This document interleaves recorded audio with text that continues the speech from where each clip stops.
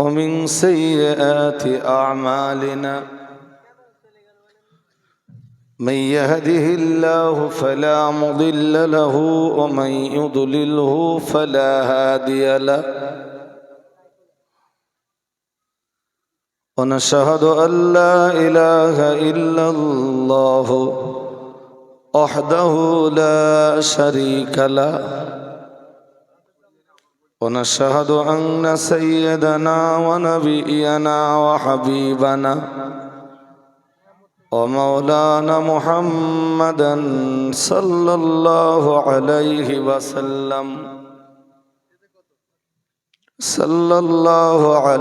وسلم عبده ورسوله الذي أرسله بالحق بشيرا ونذيرا وداعيا إلى الله بإذنه وسراجا منيرا فيا أيها الحاضرون رحمكم الله فأعوذ بالله من الشيطان الرجيم بسم الله الرحمن الرحيم إن الله وملائكته يصلون على النبي يا أيها الذين آمنوا صلوا عليه وسلموا تسليما اللهم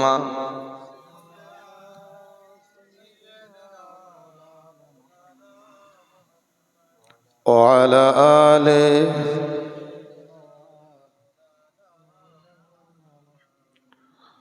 فأعوذ بالله من الشيطان الرجيم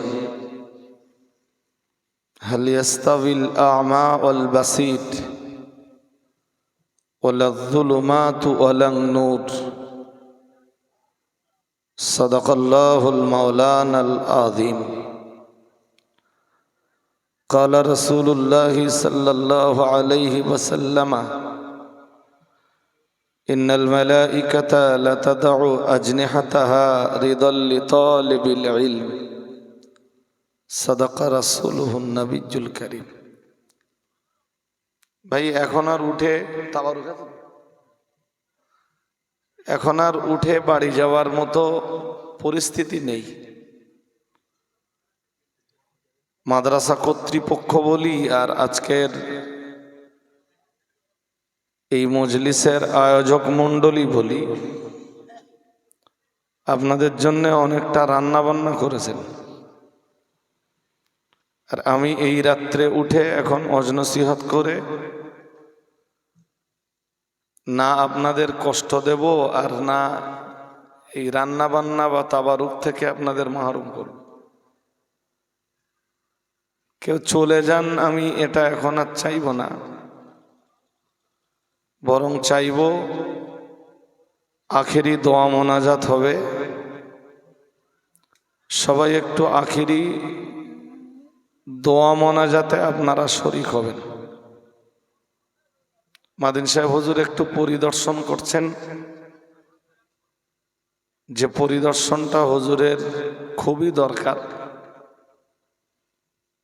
শুনুন, আবার আমি বলছি তা বিশ্বাস করে না, পেছন দিক দিয়ে ফিরে আবার তাকাচ্ছে আমি ঠিক বলতেছি কিনা।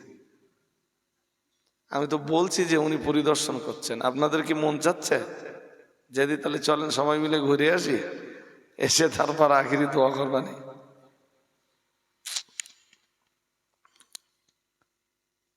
দেখুন, আজকের এই মজলিস শুরু হয়েছে আসরবাদ, নাকি আসরবাদ শুরু হয়েছে, এখন রাত 12টা টপকেছে, 12টা 14 এখন। আর আমার আসবারও কথা ছিল রাত 12টায়। তো খুব ভালো হতো যদি আমরা মজলিস 12টাতে সমাপ্ত করতে পারতাম বা ইতি টানতে পারতাম। সেটা আমাদের পক্ষে হয়তো সম্ভব হয়ে ওঠেনি। তো এখন আমরা এই মজলিসের ইতি টানব।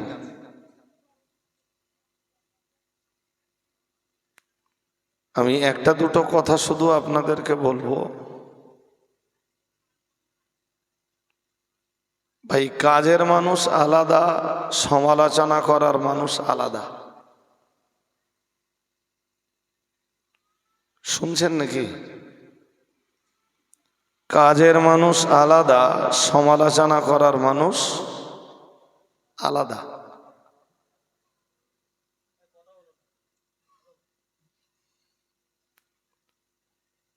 মাতিন সাহেব হুজুর যতই সমালোচিত হন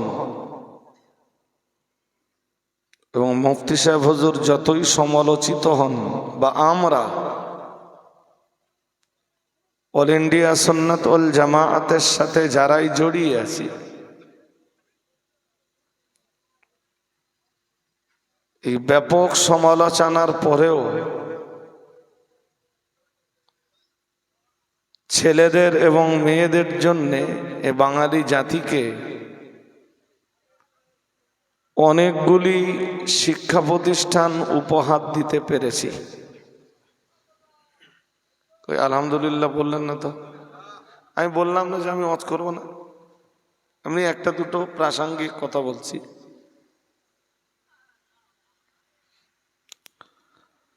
কিছু আলেম আছেন যারা শুধু নিজেদের সংসার দরদি, নিজেদের সংসারটা কিভাবে চলবে, নিজেরা কি খাবে, নিজের ছেলে কোথায় পড়বে, মেয়ে কোথায় পড়বে, কার জন্যে কেমন ভালো জামা কাপড় কিনবে। কিছু আলেম আছে যারা শুধু এইটা নিয়ে ব্যস্ত। আলহামদুলিল্লাহ, আমি আলহামদুলিল্লাহ পড়েই বলছি, তারা দিনের একটা দায়িত্ব হয়তো পালন করে, রাতে কিছু ওয়াজ নসিহত করে, এবং এই ওয়াজ নসিহতের বিনিময়ে যেটা পায় সেটা দিয়ে তাদের সংসার চলে, পরিবার চলে, পরিবারের সদস্যদের চলে। বাকি মুসলিম কমিউনিটিকে নিয়ে, মুসলিম জাতিকে নিয়ে নতুন করে তারা কিছু ভাবে না, এবং তারা মনে করে যে এই ওয়াজ নসিহতটাই ইসলামের সবচাইতে বড় খেদমত। এর চেয়ে বড় কোনো খেদমত ইসলামের জন্য আর নেই। অন্য কোনো খেদমতের চিন্তাও করে না, রাস্তাও তারা দেখে না,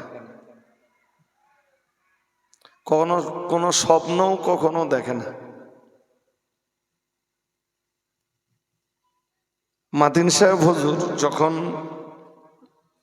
বারাকাল্লাহু ফি হায়াতিহি ওয়া ইলমিহি ওয়া আমালিহি ওয়া বায়ানিহি ওয়া মাকানিহি, আজ থেকে এটা কত সাল বলুন, বলুন বলুন। আমি আলিয়া ইউনিভার্সিটি থেকে যখন মৌলানা কমপ্লিট করি তখন 2008 সাল। আর 2008-এর আগে থেকে আমি মুফতি আব্দুল মাতিন সাহেব এবং মুফতি সাহেব হুজুরের সাথে বিভিন্নভাবে সম্পর্কে জড়িয়ে। আমি বক্তৃতা জগতে 2008-এরও আগে, 2006, 2005, 2004, 2003, 2002, বোঝেননি? আমি তখন আলেম পরীক্ষা দেয়নি, তার আগের থেকে আমি ওয়াজ করি। তাই জিজ্ঞেস করতে পারেন তখন কি ওয়াজ করতেন। তখন আমি বক্তা না, ওই ধরুন গ্রামে একটা জলসা জুলুস হবে, সন্ধ্যাবেলা একটু গেলাম, সন্ধ্যের দিক তো মাইক খালি, বুঝেননি? তা ধরুন সেই মজলিসে মাদিন সাহেবের দাওয়াত, তা আমি এক ঘন্টা 1.5 ঘন্টা বললাম, সন্ধ্যাবেলা মাইক খালি, লোকজন কিছু জমে গেল, আর আমার ভালোও লাগতো। আর তখন আমার রস কি জানেন, ওই যে উর্দু বইগুলো পড়তাম না, উর্দু পেহলি, দুসরি, তিসরি, চৌথি, এতে নবীর জীবনের ছোট ছোট ঘটনা উর্দুতে লেখা, ওই পড়তাম আর ওই ওয়াজ করতাম। আর সেও তো অনেক ভালো ওয়াজ, অনেক ভালো ভালো ওয়াজ, সেসব ওয়াজ সচরাচর আলেমরা করে না। দারুণ দারুণ নসিহত। তা আমি সেই পিরিয়ডে মাইকে বসতাম, আলাপ আলোচনা করতাম। বলতে বলতে না একজন মানুষ বক্তা হয়। এলেম বলো আলাদা, ইলম আলাদা, বক্তৃতা আলাদা। ইলম জোগাড় না করেও বক্তৃতা হওয়া যায়, এই বক্তা হওয়া যায়, বক্তৃতা দেওয়া যায়। যেমন বাদামের খোলা, হ্যাঁ না বলবেন তো? বাদামের খোলা নিয়ে যে ওয়াজ করেছে সে বিরাট বড় আলেম তো, হ্যাঁ না বলে না? আপনাদের এই বাগজলা চত্বর খুঁজলেও এরম 2-1টা বক্তা পাওয়া যাবে, এলেম কালাম কিচ্ছু নেই বাবা, কি শুধু সুর আছে, গজল আছে, এটি চলতেছে তো। লোকে নেচ্ছে, আবার স্টেজে উঠে হাক্কানি রব্বানি আলেমদেরকে ভণ্ড ভণ্ড করতেছে। আসলে ভণ্ড যে কি এইটাই সে জানে। আমার কথা বুঝেননি? জি, তো আমি যেটা বলতে চাচ্ছিলাম, 2008 সালে আমি যখন আলিয়া ইউনিভার্সিটি থেকে মৌলানা কমপ্লিট করি, তার আগে থেকে মুফতি সাহেব মাতিন সাহেবের সাথে আমি সম্পর্কে জড়িয়ে, সাংগঠনিক সম্পর্কে। আমি যখন 8-9-এ পড়তাম বসিরহাট আমিনিয়া মাদ্রাসায়, তখন মুফতি সাহেবের কাছ থেকে বঙ্গনূর পত্রিকা নিতাম। সেই বঙ্গনূর পত্রিকা বিক্রি করে মুফতি সাহেবের কাছে টাকা পৌঁছে দিতাম। আমার খুব মনে পড়ে, সেখান থেকে এর সাথে জড়িয়ে। যখন 2008 সালে মৌলানা কমপ্লিট হলো, আস্তে আস্তে আস্তে আস্তে সম্পর্কের আরো গভীরতা তৈরি হলো। তো মাদিন সাহেব হুজুরের সাথে মিশতাম, উঠতাম, বসতাম, চলতাম, ফিরতাম, সোহবতে থাকতাম। তা দেখতাম ঘুরতে ফিরতে উনি একটাই কথা বলতেন, যে আমাদের দেশে ছেলেদের অনেক মাদ্রাসা আছে, মেয়েদের মাদ্রাসা নেই। আজ আমি দায়িত্ব নিয়ে বলছি, মেয়েদের মাদ্রাসা তৈরি করার স্বপ্ন প্রথম যিনি দেখেছিলেন বাংলায়, সিলসিলায়ে ফুরফুরা শরীফের মতাদর্শে দাঁড়িয়ে। তখন তবলিগদের অনেক মাদ্রাসা ছিল, অনেক মাদ্রাসা তবলিগদের। সিলসিলায়ে ফুরফুরা শরীফের মতাদর্শে দাঁড়িয়ে মেয়েদের জন্য কিছু প্রতিষ্ঠান করতে হবে, এই স্বপ্ন প্রথমবার দেখেছিলেন মুফতি আব্দুল মাতিন সাহেব। সেই স্বপ্নের বাস্তবায়ন করেছিলেন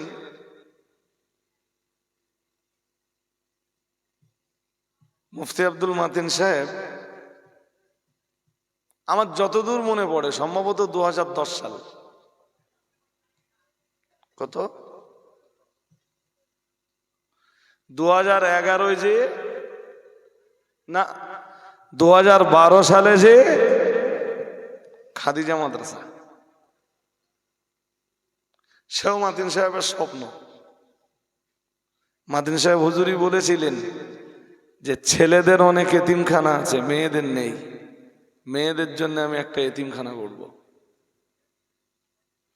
শাকচুড়া বাজার পার্শ্বস্থ দক্ষিণ গোলাইচন্ডী গ্রামের এক হাজী সাহেব বললেন আমি জায়গা দেব। মাদিন সাহেব বললেন আপনার জায়গাতে এতিমখানা করব। সেই এতিমখানাই হলো খাদিজাতুল কুবরা বালিকা এতিমখানা। পরে মাদ্রাসা শব্দ যোগ হয়েছে। অ্যাকচুয়াল দলিলে বলো আছে খাদিজাতুল কুবরা বালিকা এতিমখানা, সেখানে মাদ্রাসা নেই। ও রেজিস্ট্রেশনও তো না, পরে তো আমরা নিজেরা মাদ্রাসা যোগ করি। এই জন্য খাদিজায় এতিমদের দরজা সবসময় খোলা। এখনো যে কোনো এতিম যদি বলে আমি একটু ভর্তি হব, তার ভর্তি নেওয়া হবে। ভর্তি ফি 3450 টাকা এখন। কোনো এতিম যে যদি বলে আমি এত টাকা দিতে পারছি না, এটা তুমি যা দিতে পারবা তাই দাও, তাদের ভর্তি হও। এই দরজাটা শুধু এতিমের জন্য খোলা। কারণ কি? কারণ ওটা আসলে এতিমখানা, বুঝেননি? সেজন্য এতিম গেলে কোনো এতিমকে খাদিজা মাদ্রাসা ফেরায় না। মাদ্রাসা এইটা ভাবে যে কিচ্ছু পড়াশোনা কিচ্ছু পারার দরকার নেই, ও এখান থাকুক, দুটো খেয়ে মানুষ হোক, 5 বারের নামাজটা পড়ুক, পর্দাটা শিখুক, আর 5 বারের মানে কোরআনটা তেলাওয়াত করা শিখুক, 5 বারের সালাতটা আদায় করা শিখুক। ঠিক কিনা বলবেন তো? এরপরে পড়াশোনা যেটা হবে ওটা ওর এক্সট্রা। এবার বহু এতিম আছে যারা ব্রিলিয়ান্ট, তারা পড়াশোনা করে তাদের জায়গা ছিনিয়ে নিচ্ছে। তো আমি যেটা বোঝাতে চাচ্ছি, কোনো এতিমকে খাদিজা থেকে ফিরিয়ে দেওয়া হয় না। এরপরে এই খাদিজা মাদ্রাসা তৈরির পরে যে মাদ্রাসাগুলো হয়েছে, এগুলোর ফিরিস্তি আপনাদের দেই। হ্যাঁ, যদিও ধারাবাহিকভাবে লেখা নেই, এরপরেও বলছি। খাদিজা মাদ্রাসা, ফাতেমা মাদ্রাসাতুল বানাত, জেবুন্নেসা, চিশতিয়া, জীবনতলা, দক্ষিণ বরুণী, হালিমা, আমিনা মাদ্রাসাতুল বানাত, জোড়া অশ্বতলা এই প্রতিষ্ঠানটা কি নাম? বিবি আসিয়া গার্লস ইনস্টিটিউট, তাই তো? গার্লস ইনস্টিটিউট, যেটা জোড়া অশ্বতলায় মাদিন সাহেব নিজে একদম নিজে দায়িত্ব নিয়ে যেটা করেছেন, যার জন্য মাদিন সাহেব ভিক্ষা পর্যন্ত করতে বেরিয়েছেন, মানে পাড়ায় পাড়ায়। সেটা মাদিন সাহেব বললেন না যে চালু হবে। এরপরে হাওড়া জেলার ডাঁচিতে একটা মাদ্রাসা আছে মেয়েদের, আর আমাদের বইকারা তো বহু বছর ধরে চলে আসছে। যদিও বইকারাতে মেয়েদের যে মাদ্রাসাটা চলে, সেখানে মেয়েরা নামাজ পায়, কোরআন তেলাওয়াত পায়, শরীয়তের মসলা মাসাইল পায়, কিন্তু মাদ্রাসাটা খারিজি মডেল অনুযায়ী চলে। এখন কোয়েড হয়ে গেছে। কিন্তু প্রথম যখন মরহুম মকফুর হাফেজ শামসুর রহমান সাহেব হুজুর প্রতিষ্ঠা করেছিলেন, তখন ওটা ছিল বইকারা আদর্শ বালিকা মাদ্রাসা। তা এরপরে আমাদের পশ্চিম নন্ডিহাটের আয়েশা মাদ্রাসা, পশ্চিম নন্ডিহাট। তারপরে দক্ষিণ চব্বিশ পরগনার আর একটা মাদ্রাসা, তার নাম স্বস্তেন গাছি। দেখতে দেখতে দেখতে দেখতে মুফতি আব্দুল মাতিন সাহেব হুজুরের নেতৃত্বে আজকে মেয়েদের এতগুলো মাদ্রাসা গড়ে উঠেছে। তো এই যে এতগুলো মাদ্রাসার নাম করলাম, এই মাদ্রাসাগুলোতে বহু মেয়েরা পড়াশোনা করছে তো? হ্যাঁ না বলে না? তোমরা ভাই সমালোচনা করো আর আমরা প্রতিষ্ঠান গড়ি নাকি? তোমরা পর্যালোচনা করো আর আমরা কাজ করি। মাতিন সাহেব হুজুর সালাম পড়েছেন, তবে একটুখানি ছোট্ট করে সালাম পড়ে নেন, আমি শুধু দোয়াটা করব। উঠে দাঁড়ান। ইয়া নবী সালামুন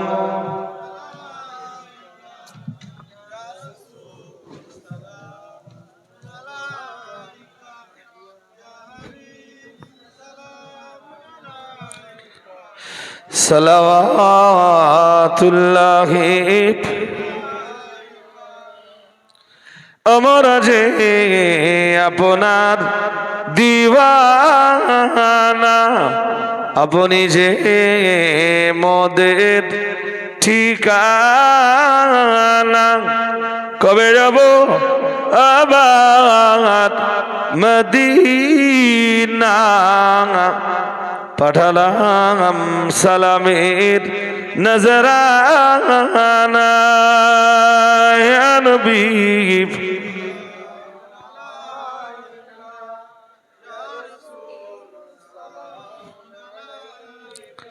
ইয়া হাবিবি সালাম,